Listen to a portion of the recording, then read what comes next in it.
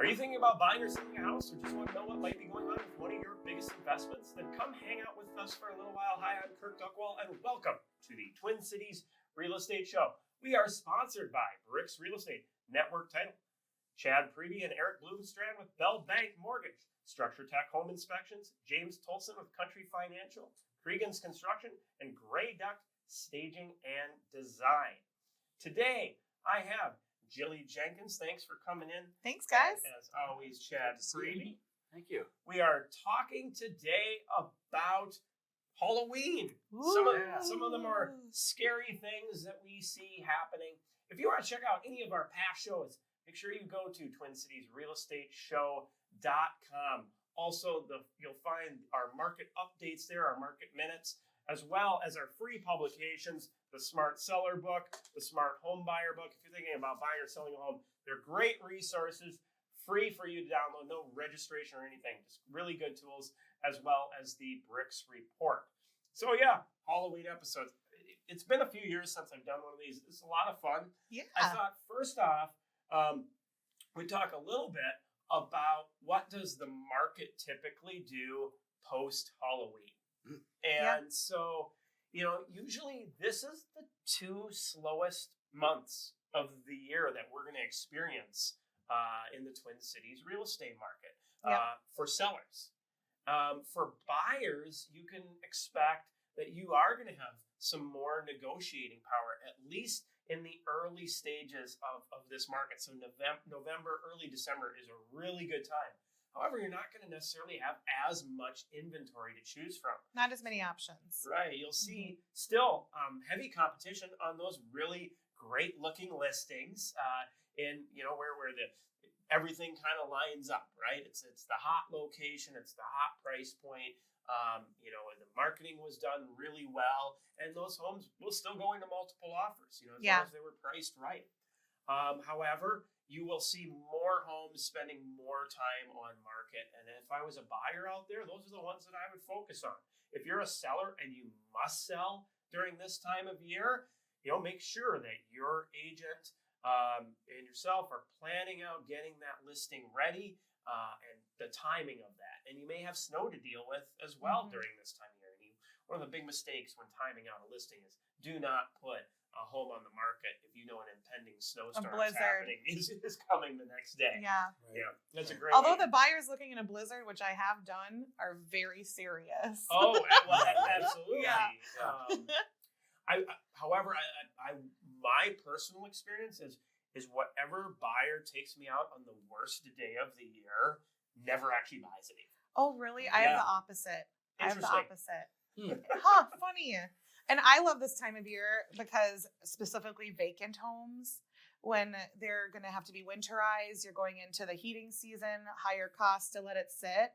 That's when I get my buyers in there. I feel like it's an easier time to make it happen. You bring up a great point for sellers. If you do have that vacant house, you got to prepare. Yeah, what is it? Winterizing 68 is not so great. 74, it'll sell for more. So when it's cold outside, don't drop your temperature to try to save a few dollars and cents, because buyers will come in from the cold and they'll still be cold, and they'll wonder if something's wrong with the heating system. A lot of vacant homes, they'll drop that temperature down to 60 and sometimes 55 degrees. Yeah, it's freezing. You spend that extra $50, $100 to heat it up and keep it toasty, then somebody comes in and wants to stay in that house. You don't want to have a house that someone wants to leave the second they get in. No, absolutely not. Exactly. Yeah, I was talking to somebody, and like you mentioned, Kirk, the houses are on the market for a longer period of time. Yes. That doesn't necessarily mean if you're a buyer, you're going to get a better deal on that house. But I think what you want to prepare yourself for is sellers are more willing to take that first offer. So if you are a buyer out there, put your best foot forward still. Doesn't mean that because there's not as many multiple offers, you still want to make a strong offer because maybe it's more likely that seller's going to take that first offer. Right. Well, a couple things come into play. One is, if it's priced appropriately, and that's the thing is list price isn't really necessarily an accurate reflection of value. Right. So you want to make sure it's priced appropriately for the market as a seller, but as a buyer, if you see that thing time on market, if a price reduction just happened, the seller probably isn't going to take a lower dollar amount. Right. Or this time of year, a home might sit on the market for 5, 7, 10 days before it gets an offer. And what you don't want to have happen is be used as a bait offer. Right. Which that happens where somebody puts in a really low ball offer, and now that's used as leverage to drive other offers up. Okay, well, so we're going to get into, in our next segment, we're going to talk a little bit about the disclosure laws that you're going to want to know here in Minnesota regarding, let's say, mysterious things, mystical things, hauntings, whatever, in the state of Minnesota. So we'll get to that. But today we're going to kind of have some fun and talk a bit about some of our experiences going through so many homes and some of the favorite things that we've seen out there. I'm excited to hear. Now, right off the bat, I mean, I'll call it out right away.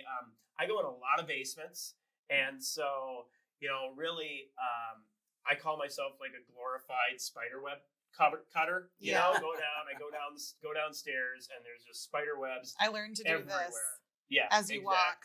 Right. So you go down and you make your way through that mess, and it can be dirty, it can be messy. I actually haven't seen anything really all that creepy in some of those basements. It's kind of like, that reminds me of a horror movie, but it's not. Nothing really weird has happened. Yeah. When I haven't even seen like a dead mouse going down there. That said, I have seen some pretty odd things in basements, where the basement was fine overall. It was relatively clean. So there's the example of not relatively clean. Well, that was the one where cutting through the spider webs, making my way down. That's when I actually visited not terribly long ago. I come across basements like that all the time. Yeah. But then I get to probably one of the just eerie, eerie, whatever is a space that I get down the stairs, and there's this child's swing. All by itself in the middle of this empty basement. That was it. That was the only thing in there. And that's the last place a child's going to choose to hang out, right? Yeah, that one you just turn around and go back upstairs. Well, so immediately I thought of like the Goonies, the kid that was locked in the basement, right? Yeah. Sloth. Right? Yeah. Was that what I think that was so. So it was the only thing sitting there in that basement was that swing, and I just imagine you go away and this swing just sits there, rocks itself. That's eerie. Yeah, I get a little goosebumps. Not a fan. You ever any good basement moments? I mean, one time I was in the basement with some clients looking at a property, and we heard a bunch of people walk around on the main floor. And it's common, before COVID, more common to have overlapping showings. Sure. So I was like, I'll run up and let them know that, hey, we're down here. So we're not, scaring them. And I go upstairs and there's nobody there. And I went back down, and I must have had a look on my face. My clients go, there was no one up there, was there? And I was like, there wasn't. And they're like, we need to leave. So that was eerie. I can't really explain that. It was more than one person. It was a group walking around on the main floor. Wow. But no one was there. So I don't know. That would give me They weren't interested. They were like, we're done with this house. This time is our next showing. Yeah. Time to move on. Right. Now was it going down a stair? You were telling me about the squirrel. I've never even I did see a squirrel run once up in an attic, but I have never like I said, I haven't even seen like a dead mouse in the basement. Yeah. I was going up to an attic, which was like an open, unfinished attic that had the door where you find it, and it's a closet, and then it has the stairwell that you flip up the access. And so that we were going up the narrow stairwell, and I stepped on something on the way up the stairs, thinking it was like a rolled up t-shirt or like a towel. And then on the way down with the client, I realized I had just fully stomped a dead squirrel. Oh. Yeah. And I wanted to puke. Yeah. She was cracking up. Well, good thing you didn't slip on that squirrel. I know, go down it's the so stairs. gross. But you see that in unfinished attics Oh, where it's like sure. squirrels, birds, mice. Right. Yeah. Yeah. It's gross. Well, abandoned attics are one of, actually I enjoy them because they're like little time capsules. Yeah. I wish I had some pictures to share, but a lot of times you'll have somebody who maybe it was family and it's been a family house and they had that third floor finished off, and then somewhere, I mean, I've seen it go back as early as the 20s where it was abandoned, and then more often into the 50s. Right, you go up to that third floor or a half story, and it's got the wallpaper and that from that the pastel colors, the vinyl floors, whatever it might be, but it's been there for it's like 70 untouched. You kind of get that feeling. You're like, Yeah. okay. Yeah, Maybe you come across an old baseball card or something that's. I haven't seen that. Yeah, but yeah, I mean, you get that. That time capsule feeling, Right. It's just stepping back. One of the creepiest though, it wasn't an abandoned attic. It was one I go up and I had to move a couple of black plastic bags out of the way to go into this room, and there was that 15-watt flickering light bulb, and the windows were blacked out, and I'm just like, what's going on here? So when we come back from our break, we're going to talk a little bit more about some of the fun stories, some of the things that we've seen, but get into some of the things that you need to know if you have any odd stuff going on in your house or buying a house that you might want to know. We'll be right back. Again, check us out, TwinCitiesRealEstateShow.com.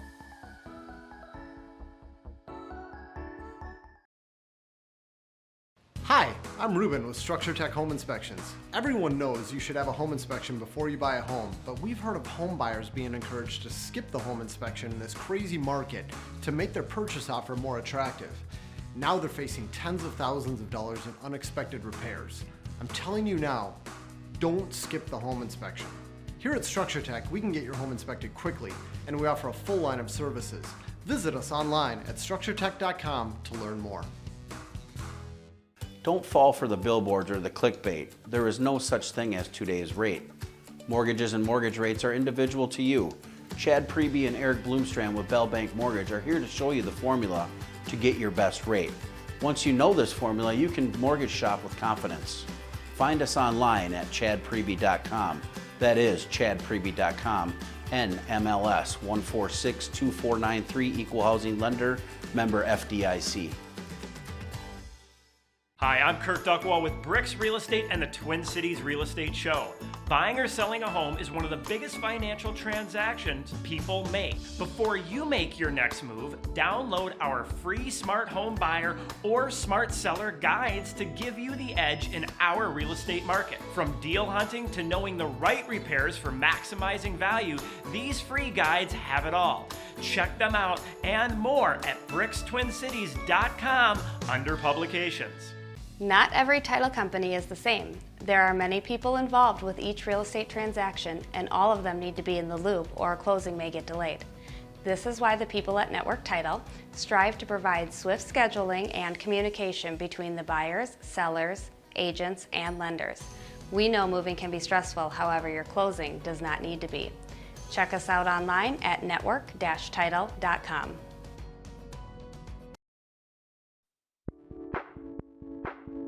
Welcome back to the Twin Cities Real Estate Show. Joining me again in studio, Jilly, Jenkins. Thanks for coming in. Chad Priebe. Today we are talking about just some Halloween stories, some information that you want to know about this time of year in our Twin Cities real estate market as well. If you have any questions for us, you can always give us a call after the show, 651-303-0019. Again, 651-303-0019. Or if you just want more information, what's going on with our market, check us out online anytime at TwinCitiesRealEstateShow.com. There we have our free publications, The Smart Home Buyer, The Smart Seller, and the BRIX report. So we were talking about, well, attics, Yeah, basements. squirrels. Unfortunately. You had a good squirrel story, Jilly, about another squirrel find. The closet. The closet. I was doing a showing, and the little toddler, we were in the basement. It was a vacant home. And I think that the squirrel had got trapped in the closet. It came through some sort of piping from the exterior. But the toddler comes back in the room petting this dead squirrel that he had found in the closet. No. Yeah. Oh. Like petting it like it was his cat or something. Yikes. Yeah. The mother had a stroke. I bet. Well, if you don't know right away if it's alive. Yeah. Right. Look what I found, Mom. Oh. Squirrels. So do you guys? So if, this is just a question. If you're showing someone a house and there's something that really, maybe shouldn't be there, or it's an illegal activity going on, or is it an obligation as a realtor to maybe report that, or? Well, I would call up the agent, the listing agent, if I was showing it. Yeah, I mean, if it's something that's detrimental, harmful, Yeah. Even if I think it's something that would, not just detrimental or harmful to people or the property, but even sometimes just the selling process. Like, okay, this is beyond normal, Right, in a sense. Yeah. But I mean, on the hazardous piece, I mean, I've gone into a house where clearly the furnace went out, right, or something like The that, gas right, smell. or a gas smell, something like that. Sure. You got to So- call them that. Yep, call right away on that. And I've had other ones where, somebody had left a shotgun sitting out next to the door. And it was like, okay, well, I mean, is it their right to do that? Absolutely. But how would somebody react to that? Is that safe? Is it safe for having, Right. you don't know if there's going to be kids and Right. Yeah, as far as the creepy factor stuff, I mean, I've brought a couple things to the attention. I think you were mentioning one about dolls. Oh, the agent, Yes. the listing agent, it was my buyer, and the listing agent was very upset because he asked for feedback, and my clients didn't even want to stay in the property to show it because every perimeter of every single room was filled with porcelain, like ceramic dolls. Every inch of every nook and corner perimeter. And it was way worse than this. But that's enough for me. Dolls are not, it's like dolls and mice I can't handle. Yeah. That's a little extreme, though. I said, I don't think you're going to get the price for this home unless you remove the dolls. And he was so mad that I would say that. But my clients, I didn't say anything, but my clients were like, we got to get out of here. It's weirding me out. Creeped them out. I had one. This isn't so creepy, but it was chickens. And I counted up how many chickens in one room, like chicken figurines. And Okay. The thing was, it was all over the house. I think in the kitchen it was 13 chickens. Wow. Just in the Maybe it's kitchen. just shows the obsession and that's the eerie part. I don't know. Yeah. I have a story. A friend of ours, Chad Vandelot, said he was showing a house, and there was actually chickens in the basement. Oh, interesting. Chickens, and he thought maybe like there was a goat or something down there at one time. The house was like basically they made the basement into a chicken coop. Right? Petting farm? Oh, I was thinking like animal sacrifices or Oh my something. gosh. Oh, maybe that. Oh Chicken my fighting gosh. or whatever they do. Yeah. Oh, yeah. Well, you That's see crazy. it all as a realtor. You too. Oh, yeah. The doll thing definitely, that gives me the heebie-jeebies. I can't bet. do dolls. Yeah. Even as a that's kid, for I never sure. had a doll. I had stuffed animals. So how about we move on the haunted side of things, right? Now we Yeah. talk a bit about the creepy things. So in Minnesota, there's actually rules, and other states regarding houses that may have paranormal or supernatural activities with them. So probably one of the weirdest, and this one wasn't so. It was an eerie, cold sense. I went to do an open house on a property, and I get there, and it just seemed like something wasn't quite right, and I don't know what it was the whole time I was at the home. And I went upstairs, and in this one room, it was just extra cold and extra creepy. And you know, the best way to put it was I was glad to be done with that open house, right? And it was like, you know, the one picture where it was ripped in half on the nightstand, like crooked pictures and like the vibe wasn't. The vibe was not fun. No, it wasn't good. No, I've definitely done showings or open houses where you feel like someone's watching you the whole time, and it's not a camera. Well, that's common. That's the problem these days, right? Yeah, it's like there's cameras now. That little friendly Ring doorbell is Yeah. doing Oh, a yeah. lot.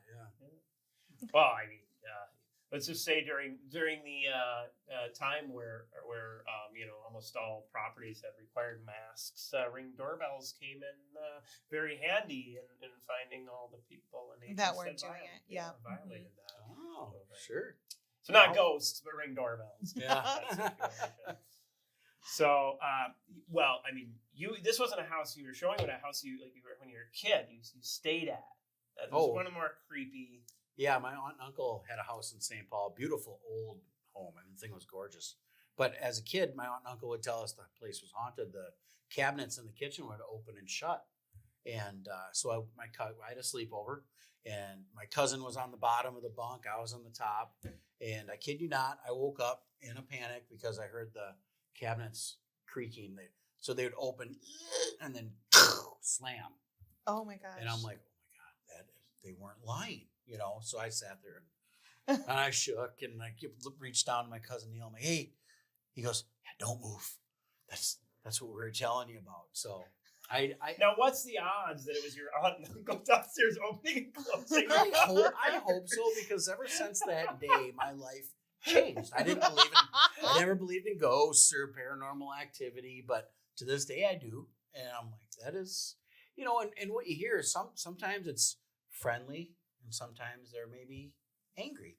Yeah. Right. So some of the tools that I carry. So when I got into this industry, I was doing kind of building and remodeling, so a whole bunch of tools, and I picked up other ones over the time. But some of these tools can also be used for ghost hunting, I've been told. Not that I've been going out ghost hunting. Like what? Well, I brought one of them, and that's the. I was wondering why that was sitting over there. Yes. It's the electromagnetic field detector. Oh, Yes. for electricity. Yeah, so like I can use this to find where wires run in walls, if fixtures are hot fixtures or not. So is it just a burnt out bulb, or is there something else that might be going on here?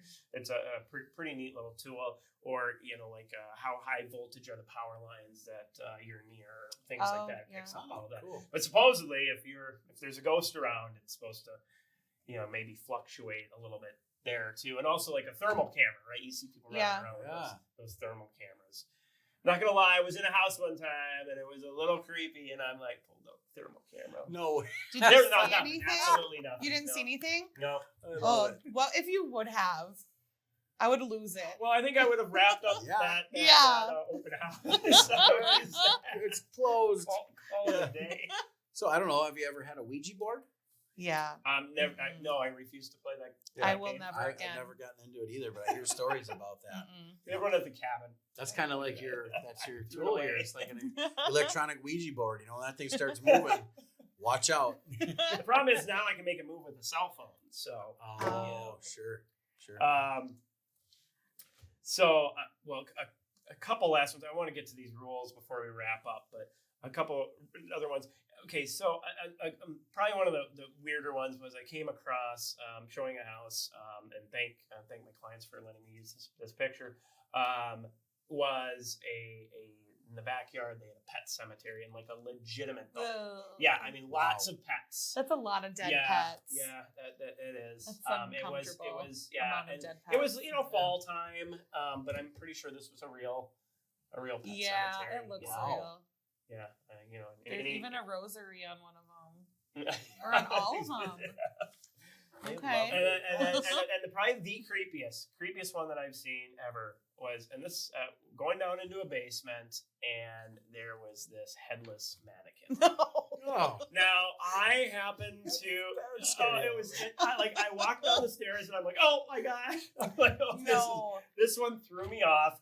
Now I laughed. My clients heard me. They came down the stairs. They kind of were creeped out and saw it too.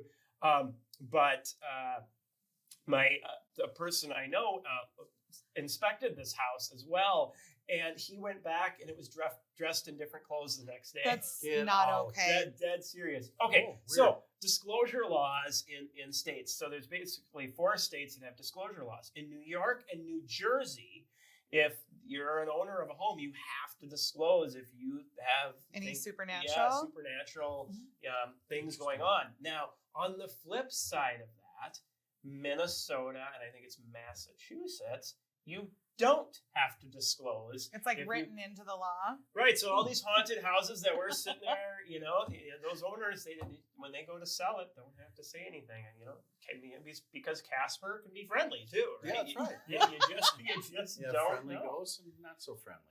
So, well, kind of to recap, if you're thinking about putting your home on the market this time of year as a seller, I'd really take a good consideration of that, and maybe waiting a couple extra months may be to your advantage. However, sometimes condos do a little better this time of year. So if you're looking at selling a condo, that could be a good time. As always, if you have any questions, feel free to reach out 651-303-0019. We'll see everybody again next week. Take care. Thank you. Boo. You got me. My name is James Tobson with Country Financial. Anyone can sell you insurance. However, is it going to be the insurance you need? When life pops up with its surprises, you want the right coverage. When it comes time to find or renew your policy, give me a call. I would love to review your existing policy and show you what I can do for you. You can email me at james.tobson@countryfinancial.com or give me a call at 651-365-3408. Not every title company is the same. There are many people involved with each real estate transaction, and all of them need to be in the loop or a closing may get delayed. This is why the people at Network Title strive to provide swift scheduling and communication between the buyers, sellers, agents, and lenders. We know moving can be stressful, however, your closing does not need to be. Check us out online at network-title.com. People always ask realtors, what is your commission? But what they should be asking is, what is your rate of return? Commissions only vary by a couple of % from agent to agent. However, the price per square foot you get just based on their experience and the quality of marketing they use can vary by 10% or more. At BRIX Real Estate, our agents use the right marketing and have the experience to get you top dollar for your house. See what we can do for you at BRIXTwinCities.com. Hi, I'm Becca, owner of Grey Duck Staging. With today's home buyers beginning their journey exclusively online, the look and feel of your home matters more than ever. Whether it's a simple in-home consultation, a refresh using your current furniture, or a whole home staging, our goal is always the same: showing your home in the best light and helping you achieve the highest sales price possible. To learn more, visit us at greyduckstaging.com or check us out on Instagram at greyduckstaging.